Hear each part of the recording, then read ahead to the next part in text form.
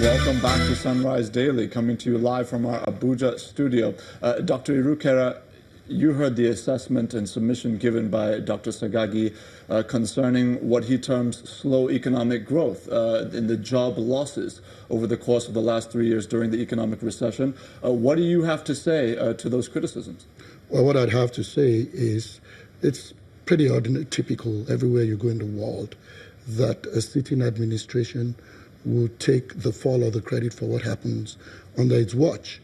I think it is to the credit of this administration that at the time the administration arrived, this country was in a bad economic situation. It ultimately spun into a recession, and really what really should be credit is what has come out as criticism. So with fiscal discipline, this administration was able to bring us out of a recession. We're on a growth trajectory.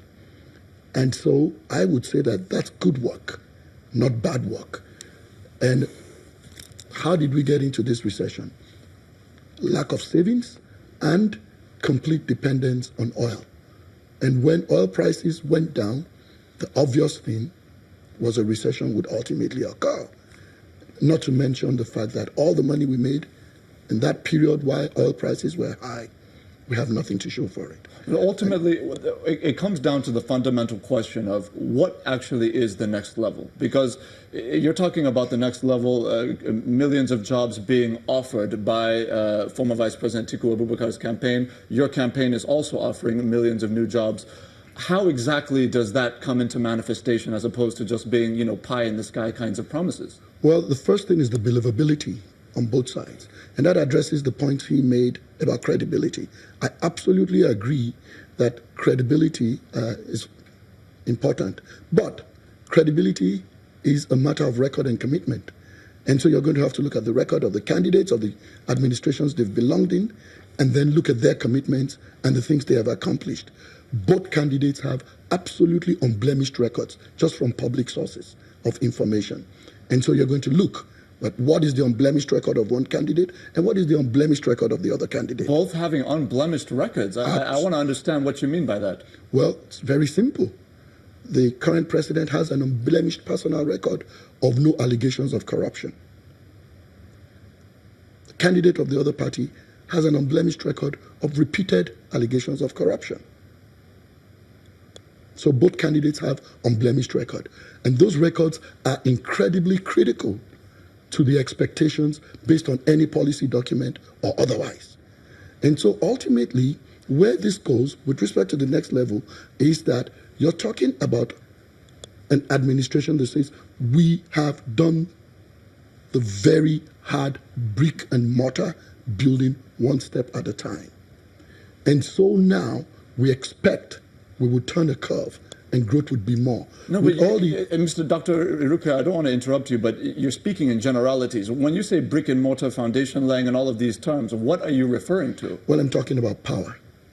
I'm talking about increasing the generation in power to 7,000. I'm talking about the fact that it's not just a number. You can take a poll. Everybody still says power fails, but they have more power. I'm talking about roads. 365 road projects. I'm talking about rail lines.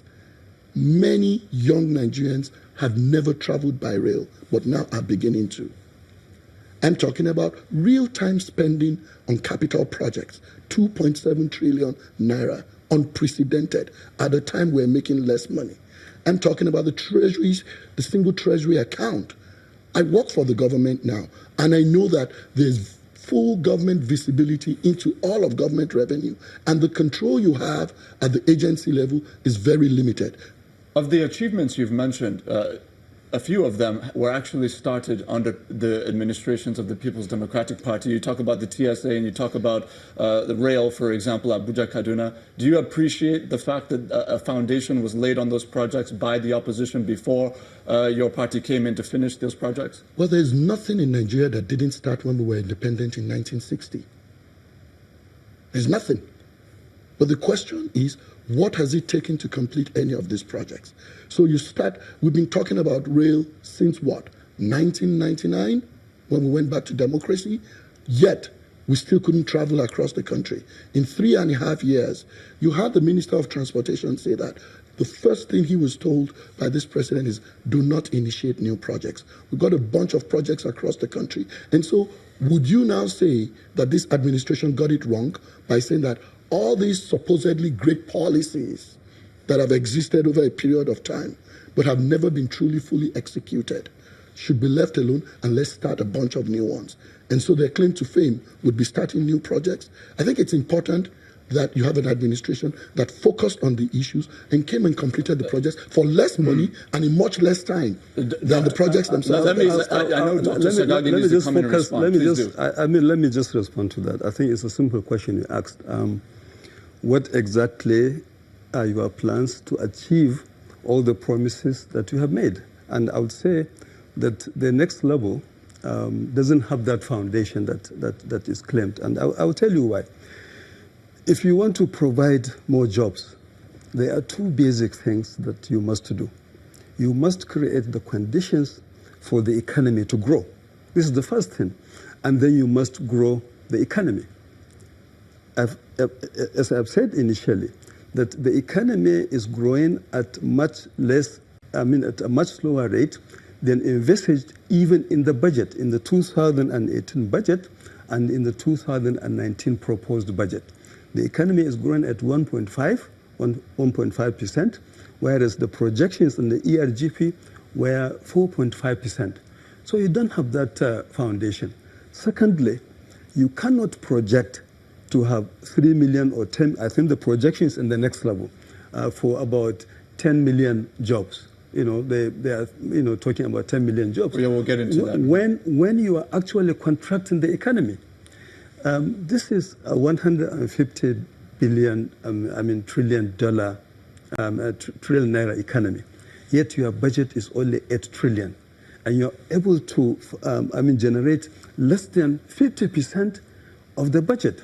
Dr. Then Sagagi, how would you generate jobs? You can only generate the basics. The basic thing you do, as a minimum, you must grow the economy. The plan that we have produced, we have presented to the public, envisages that our economy will double, the size of the economy will double from 450 billion, approximately 450 US dollars to about 900 billion. That is the foundation. Dr. Sagagi, and that is when you move to the next level. Dr. Sagagi, I want to come in here because you're referring to a projection, like you've said, by 2025 to grow the GDP to $900 billion. Sure. Yeah. It is a projection. Yes. I don't know that you can quote that as a foundation or call that a foundation. No. It's a goal.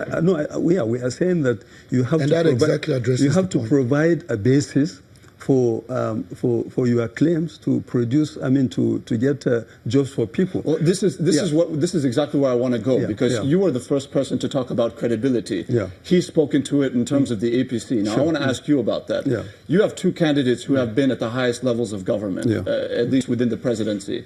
Now, former Vice President Atiku Abubakar claims a lot of credit for whatever economic successes were achieved during Olusegun Obasanjo's administration in terms of privatization and so many other things. Yeah.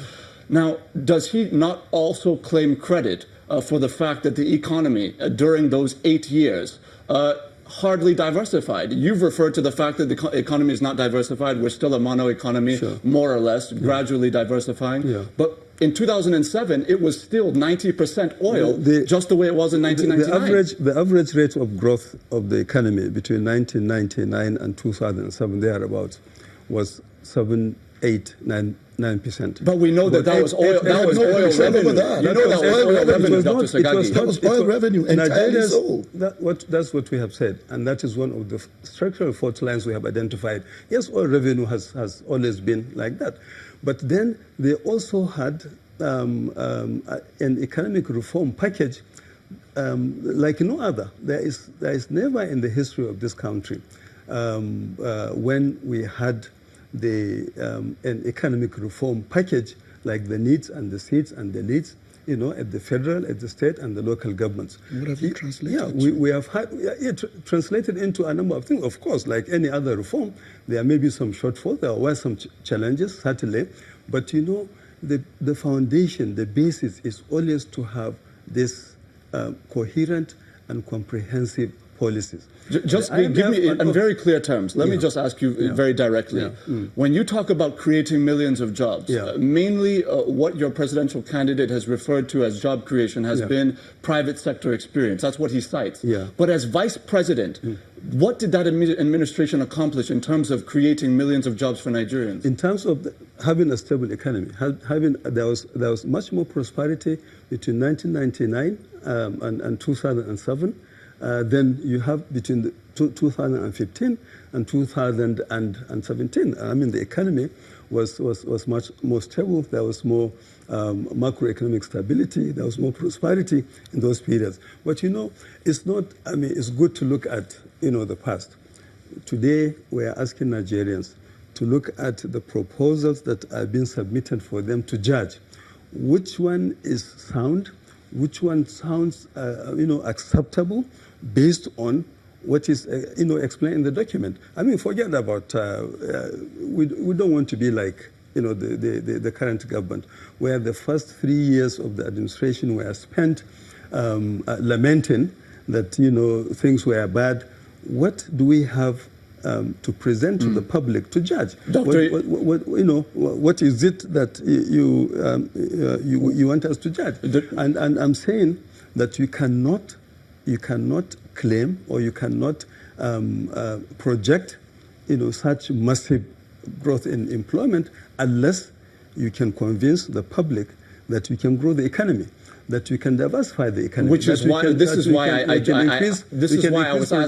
exactly why I was asking you the question I just asked you. Dr. Irukera, I want you to give us your thoughts on why it is, in terms of credibility, you believe that your administration has the credibility to talk about creating millions of jobs in view of the last 3 years. Well, just like you noted, projections, I mean, ink, paper never refuses ink.